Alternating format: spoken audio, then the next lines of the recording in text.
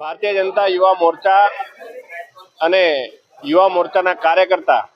એવા ભાઈ શ્રી રવિભાઈ ત્રિવેદી દ્વારા આજે જે દેશભક્તિનું જે એક મૂવી આવ્યું છે બોર્ડર 2, કે જે બોર્ડર 2 ની અંદર લોંગેવાલાની થી આગળની જે લડાઈની સમગ્ર કહાની બતાવવામાં આવી છે અને કેવા પ્રકારે આપણા જવાનો સરહદ પર પોતે પોતાનો જીવ ન્યોછાવર કરીને પણ દેશની સુરક્ષા કરતા હોય છે એ સમગ્ર વાત બતાવી છે। આજે જ્યારે આપણે જોઈએ ઓપરેશન સિંદૂર પછી આત્મનિર્ભર ભારતનું ડિફેન્સ ક્ષેત્રે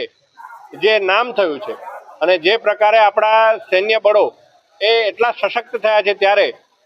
આદરણીય વડાપ્રધાનશ્રીના નેતૃત્વમાં છેલ્લા 11 વર્ષની અંદર યુવાનોની અંદર દેશભક્તિ પણ એટલી જ વધારે મજબૂત થઈ છે। અને એનું જ એક આજે ઉદાહરણ કે રવિભાઈ દ્વારા જ્યારે બોર્ડર 2ના મૂવીના સ્ક્રીનિંગની જ્યારે જાહેરાત કરવામાં આવી ત્યારે તમામ યુવાનો મોટી સંખ્યામાં આજે અહીંયા ઉપસ્થિત થયા છે। ત્યારે